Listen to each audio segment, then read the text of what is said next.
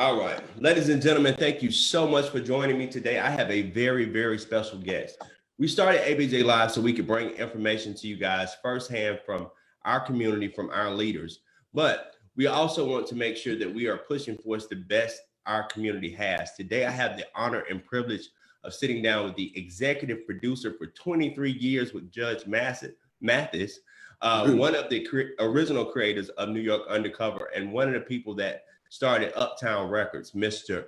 Alonzo Brown. How are you doing today, sir? I'm doing great, Kevin. How are you, man? And thank you for having me, man. It's a pleasure to be here, brother. Oh, not a problem, man. I appreciate you taking time out your busy schedule. I know most time you working all the time, so you hard to catch up with. There's no question. I'm usually working at night, so this is an early start for me right here, but it's well worth it, brother. It's well worth it. I'm looking forward to this, man. This is my first Zoom, though.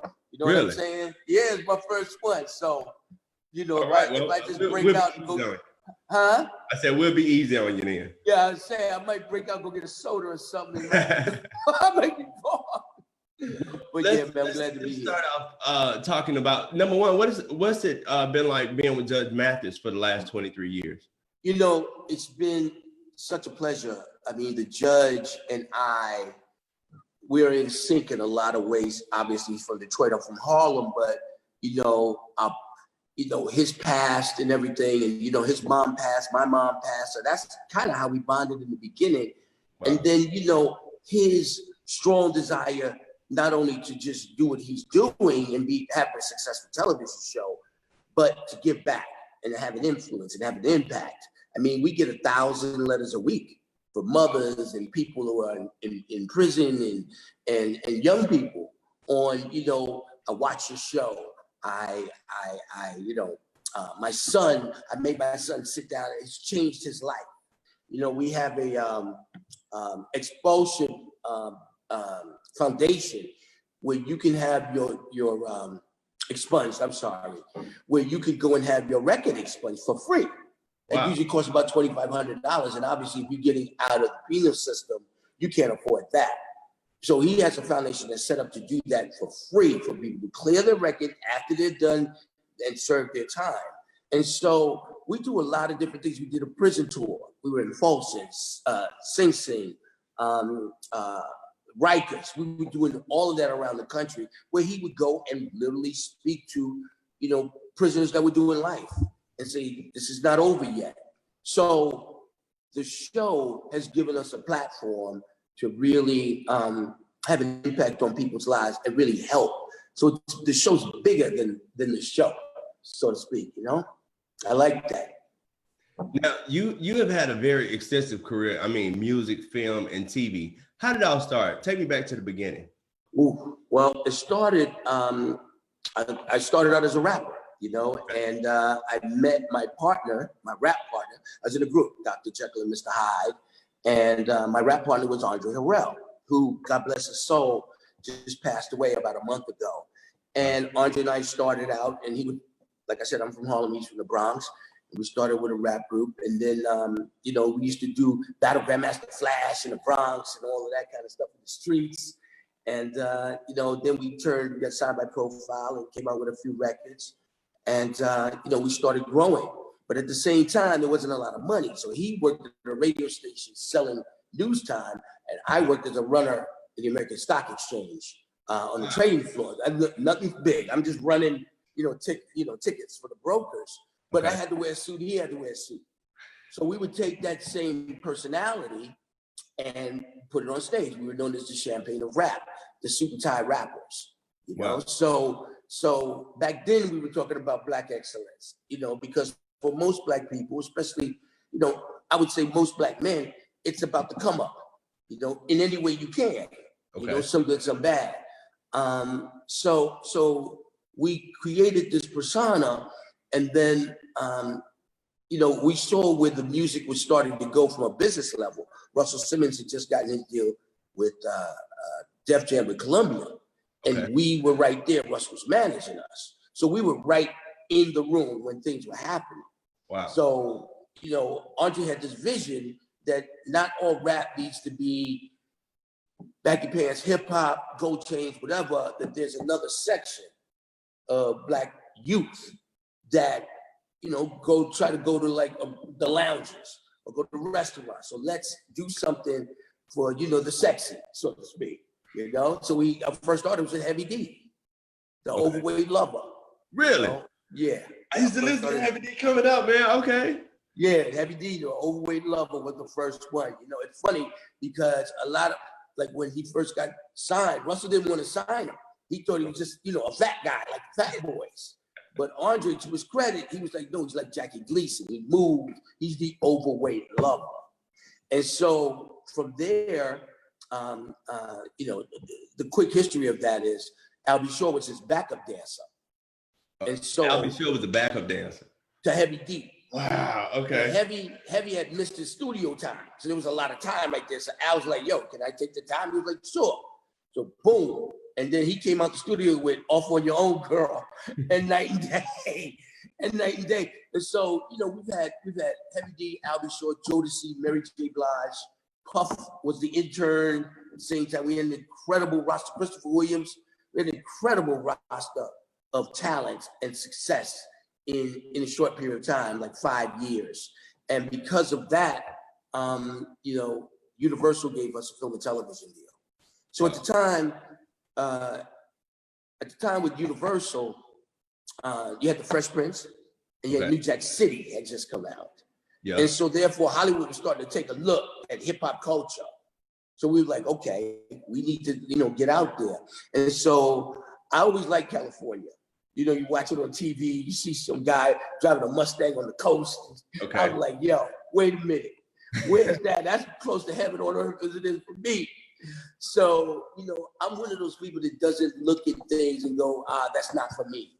Okay. Everything's for me. And I try to teach that to my children and the people that I'm around, you know? So I was like, yeah, you know, I want to live that life one day. You know, I'm watching Soul Train, you know, you see all the sexy girl, like, wow, okay.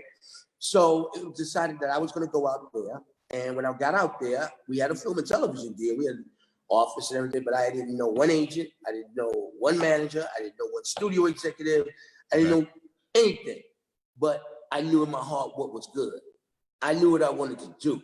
And I knew if I could get that going, that everybody would come to me. And so we started developing different things. And we developed New York Undercover. And New York Undercover was really Miami Vice. Okay. An urban version of that. Like Miami Vice was MTV Cops. New York Undercover was hip hop cops. Okay. And I was very proud of that show. And a lot of people love that show because it's the first time you ever saw, first of all, a diverse cast. Oh yeah. You know, you had a black and Puerto Rican. Fox wanted a black and a white guy. We had to settle for the Puerto Rican guy, which I loved because it gave he did a great job. Yeah, it was around the TV when that came on. Right.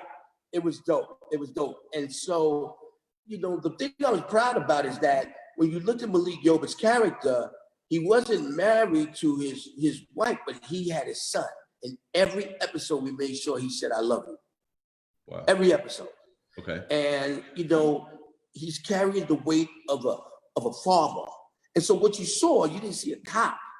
You saw a human being. Okay. And it was one of the first times you really saw that on television. You know, the dimension of a man, like a human being, you know, for a black man. And now, so why police? You know, you come from a rap background, which is a lot more street. So why police? Just wondering. Because we love Miami Vice. Okay. I love that. Andre loved Miami Vice. You know, that thing come on Friday, boy, and it just had so much glitz and glamour. I mean, that thing created Miami. When you really think about it, you know, Miami's just a bunch of old people. Right. All of a sudden, Ferraris is going, you know, so it was a little bit of that.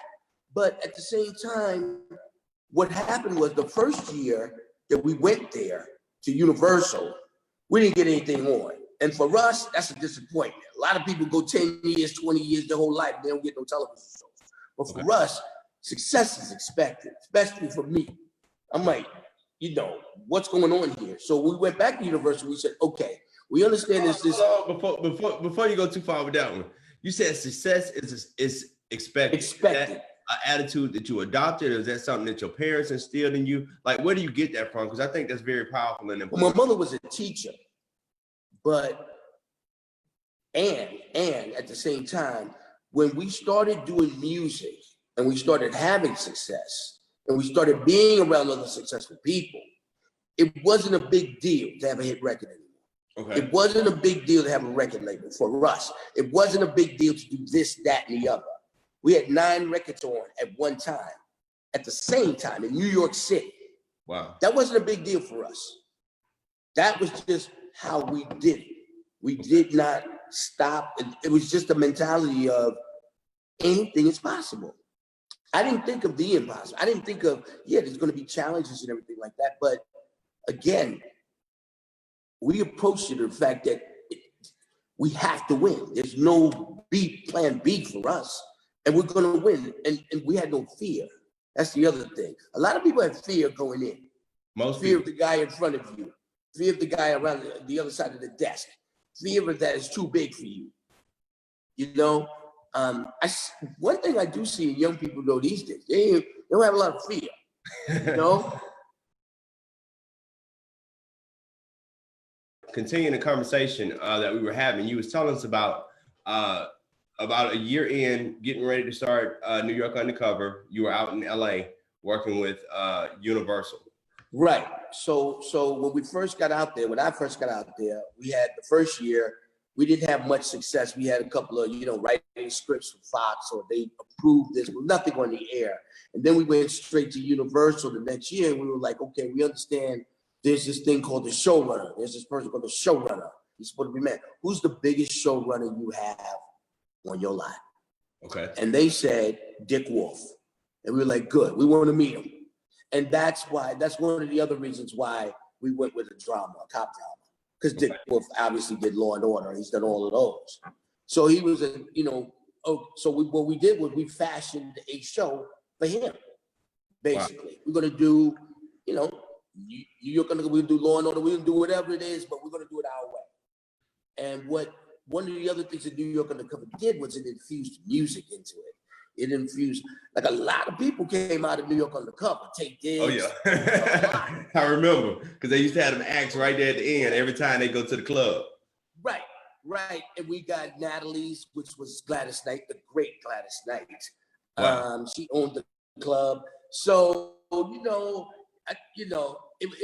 it was great. It really was great. And, really quickly, just after that, we started having more success on television. And when Andre became president of Motown, and so we moved it over there. So I was the president of Uptown Entertainment, and I'm the president of Motown Entertainment at the same time, because really Motown, the great Motown, after they had Mahogany, Lady Sings the Blues, they really didn't do a lot in there.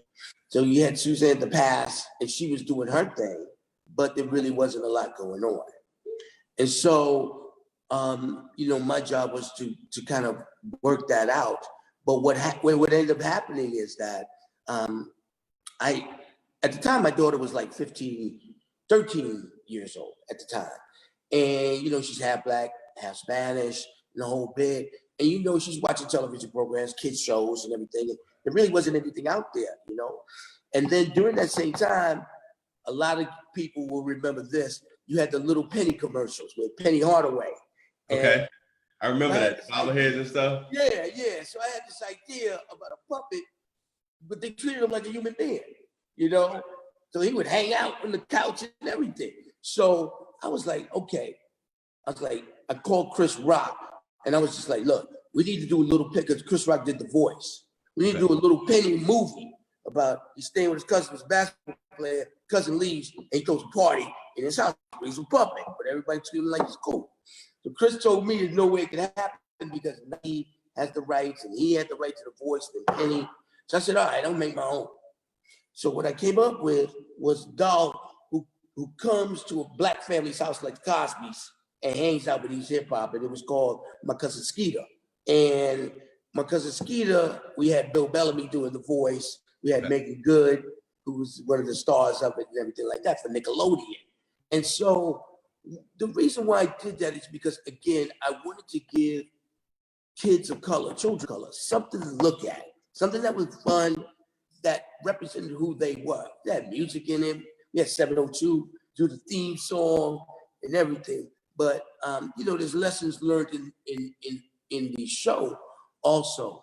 But the visual is what's important to me. There's a lot of shows on television right now that aren't treating Black people right, to me. And we're part of our own demise. Okay. You know? That's what I feel. I feel we can have a broad section of everything, but it's too focused a lot of times on the negative. You know, so real quickly, you know, after that, I wrote the dance movie that kind of launched You Got Served and all of those other ones. And then one day I was invited to House of Blues for dinner, and I was sitting across from this guy. He was a judge from Michigan, and youngest judge in Michigan history. He had just come out with a book called Gangsta Gavel, and he was going to HBO to try to make a documentary. And I was like, that's not it. Trust me, that ain't it. You don't know. Trust me on this one. So anyway, I set up this meeting at Warner Brothers, and at the same time, he was back out there with Jesse Jackson protesting Prop 109, I think it was, for rights of women and minorities in sports and education. Okay. And so we went up in there, and we went in by 11, and Greg Mathis's personality just exploded. And by 5 o'clock, they called, they wanted to make a deal. Now, that doesn't mean you have a television show on. That means they just want to make a deal and hold you. They want to see what you got. But I knew what he had.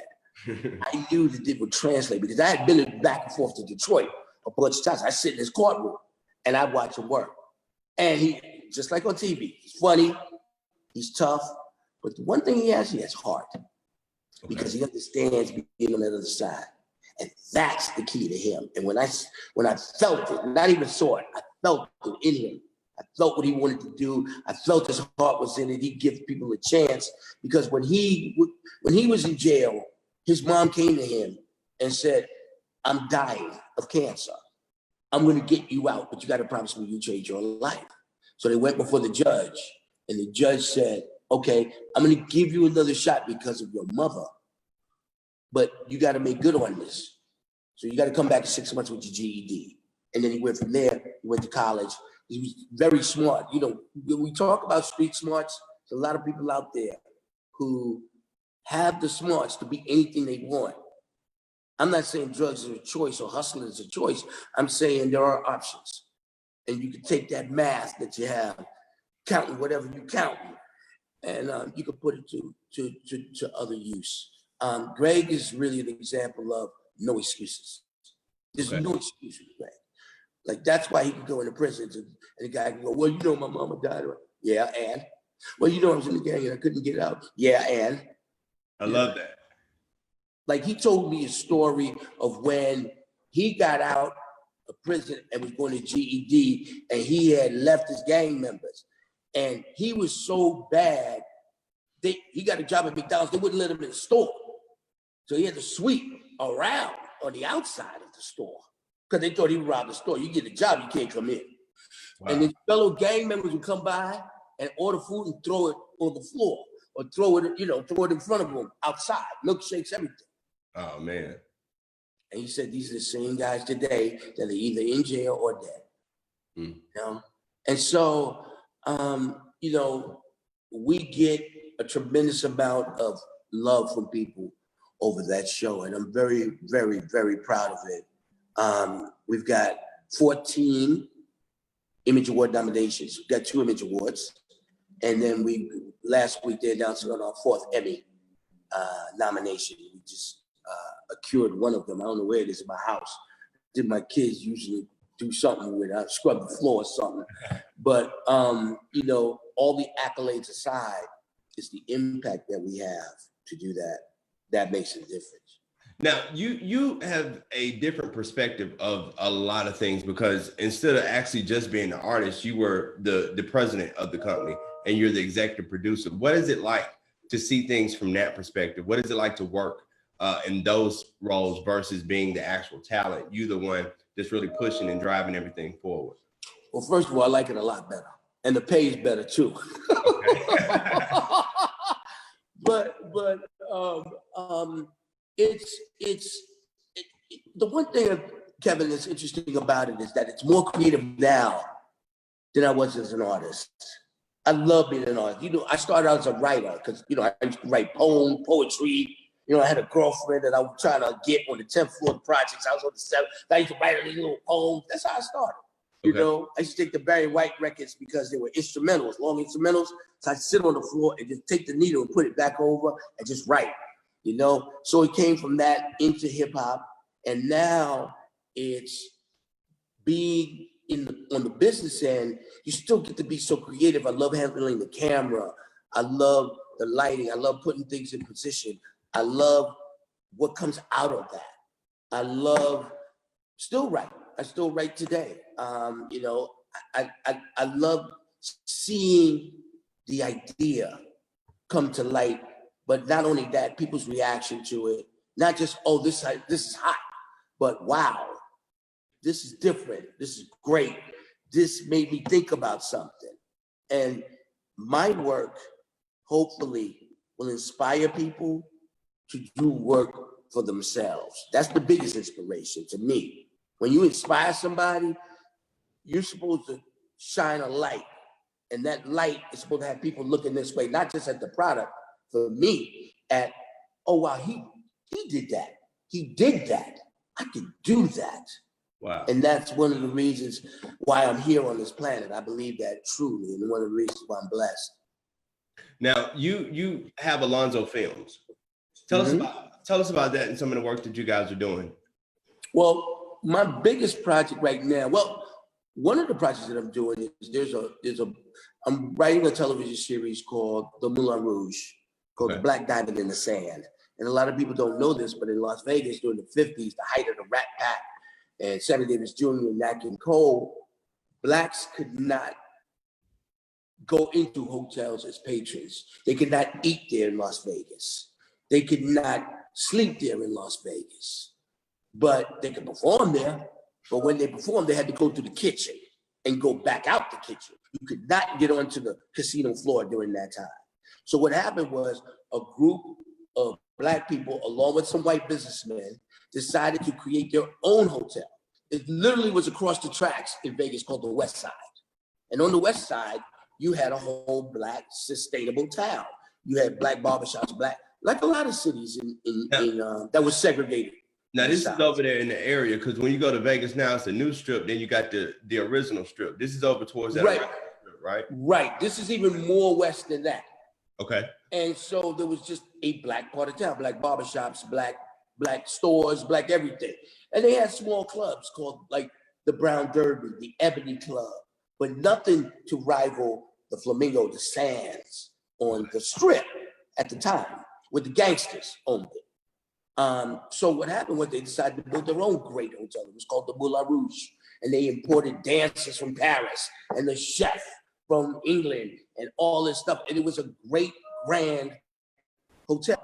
And so Black performers who couldn't stay naturally over on the regular side, they would go over there to sleep. So they started performing at the Moulin Rouge.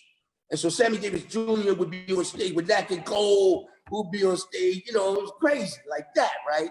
So all of a sudden, because of Sammy Davis Jr., actually, he brought Frank Sinatra over there.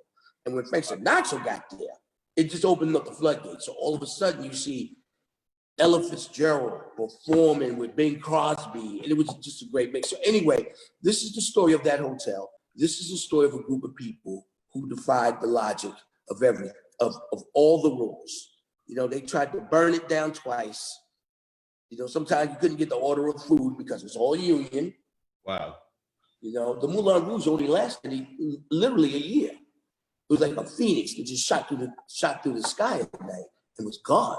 But its impact created the first integrated hotel in America and integrated a lot of other hotels, which kind of led to its own demise, as we talked about, because once the other Vegas hotels integrated, then all the people went over there, and that created part of the death of the Moulin Rouge. But it's a civil rights story, it's a Black story, it's a music story, it's a human story. Finally, Black people were able to be themselves. They could go in with pride to a place. They didn't have to be the maid or the cook, the valet. They could be human. Wow. Men and women.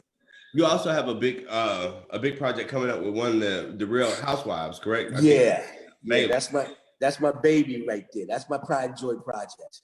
One of the things I wanted to do, and we can all have grand ideas, and I've had some grand ideas, and this was one of them. I had to scale it back. But there's a company called Audible. I'm a big listener of books. I read too, but I love listening to books. And Audible is my favorite thing because it got a lot of collection of books. But one thing it doesn't have is a collection of books from African Americans. We don't have the collection. We have books, but Audible is, they decided, okay, we're gonna go this way. Okay. They got Stephen King. They got, the big white writers. So I was like, okay, I'm gonna create a Black Audible now. I'm gonna license all the Black books, and I'm gonna create my own joint. That's a lot of heavy lifting. I can imagine. Black authors. With no help and no money. Okay, but like every great success, it's almost like a science project. You test, see what works and what doesn't, and then you redefine. Okay. And so what I decided was, rather than try to get 10,000 books, Alonzo, why don't you just try one? Okay. And so what I did was not just create one book. I wanted to be bigger than that. I wanted to create a series. Okay. I wanted to create episodes. So Cynthia Bailey is a dear friend of mine. I've known her for a long time. And so I came up with this idea, like Sex in the City, but in Atlanta, celebrating the city of Atlanta. So Cynthia Bailey plays herself in this with two fictional friends who look for love, life, and happiness in the city of Atlanta. So it's called Cynthia Bailey's Atlanta Diaries. And just like Sex in the City, Carrie, which is that Cynthia opens up their diary. And it's the story of these girls who one actually is running for mayor. She's a councilwoman. Keisha Bottoms, keep rocking, baby. You the best. Oh, I'm going crazy. You are the best, baby. You and Stacey Abrams and all the other queens out there. So I modeled it around a woman who's running for mayor. And then the other one is a girl who's just precarious. She's older, but she's a woman of her own. She has a 3,000 square foot joint on Peachtree. And it's really using the city of Atlanta as another character. So we go to the spots. We go to Lenox Mall. We go over to, Posse Market, Atlantic Station, inside this. So every episode is like 22 minutes long, and we got 12 episodes. So each week you'll get a new episode on it. And the difference is this: when you listen to an audiobook, and a lot of your viewers out there, I'm sure you have, it's white toast. There's nothing to it except a voice, and maybe sometimes he's playing 3 or 4 voices. We've got 5, 6 actors in this. We have music underneath it. When the car comes to a halt, it screeches. When, people are partying, when somebody's making love, the bed's squeaking, it's theater. Like so this is not a book. This is an audio experience. This is right, exactly. It's called The Jewel of Audio Entertainment. All right, I love That's what it's called. So we're about to drop that, I would say, by end of summer. Okay. And Cynthia plays herself, and I should have put the poster out and everything right behind me. I just got some photographs of my stuff that I've done, but we're getting a reaction and social media. Yeah, I'm excited about it. Now, I think we froze again. I think I'm still live. No, we got you. Now, one thing, I told you I wouldn't keep you all day because I see we can. No. This is good. I'm cool. What is one thing that you would tell a lot of these young content creators? Because we're in this situation and we're in an environment now. Everyone is creating content. Everybody wants to be a filmmaker. Everybody wants to do TV. And it's inspiring to see so many kids walking around with cameras and they filming stuff. They're creating their own stuff. What is it that you would tell these young content creators? What advice do you have? I would tell them that they are in the era of anything that's possible. The access you have to I mean, my camera right here is 4K. I mean, when I was shooting, you had to rent that for, it cost $10,000 for the camera. It wasn't 4K, it was 1K or no K, you know? So you have all of the, you could shoot a whole movie and edit it on an iPad.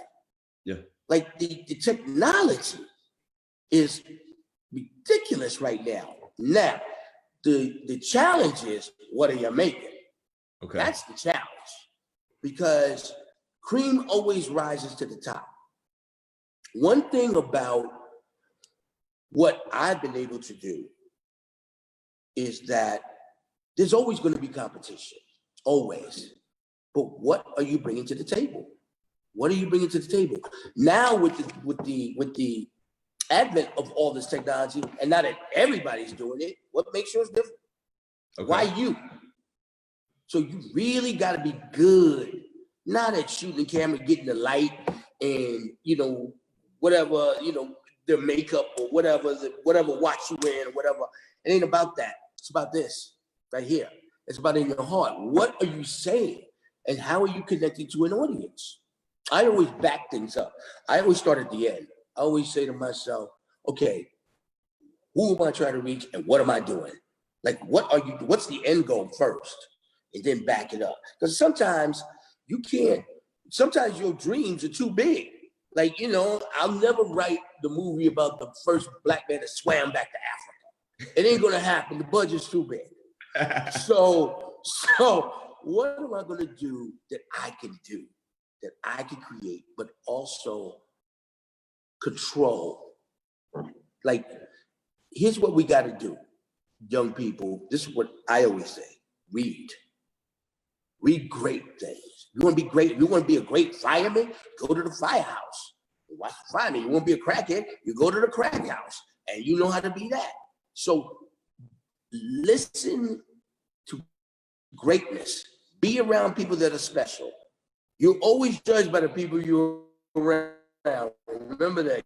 Get to them, study them. You have to study. When you look at the great artists, like Michael Jackson or somebody like, he studied all of he studied Charlie Chaplin. He studied people in the 30s and the 40s, and the movies that were great. If you be great, you got to study greatness. Understand how it's made from a structural standpoint. First act, second act, third act. You got to do that. If you don't do that, you're just flying blind. And here's one more thing I'd say to everybody. You start out with a project, write it out in one sentence. This is the story about a man who loves a girl. Fold the folder, put it in your drawer. Shoot the whole thing, write the whole thing, whatever you want to do. At the end of it, pull that out. And if that script doesn't match that writing of that sentence, you don't have a movie. You don't have a television show. You don't have a project. You don't have a video. Wow. It's that simple. It's that simple. Wow. So what's next for you? You still the producer over Judge Mathis. I see you got the project with Cynthia Bailey. Anything else in the works? We're gonna break some more news today. I don't know. I just woke up. I don't know. I mean, to me, I once met Gordon Parks, and Gordon Parks had done everything. He said, Gordon Parks he shot fashion, Vogue in Paris. Then he wrote and directed Shaft. Then he did the symphony in Vienna. He followed the Black Muslims. He did everything. And so I met him one time. I said, Mr. Parks, what advice do you have for a young man who's trying to, do this thing? He said, do everything. Wow. Do everything.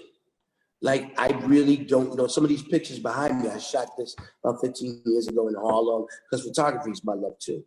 Wow. Like, if you're an artist, a real artist, like someone who's practicing their art, not want to be rich or want to be a celebrity or be hot on Instagram, but I'm speaking to real artists right now. Okay.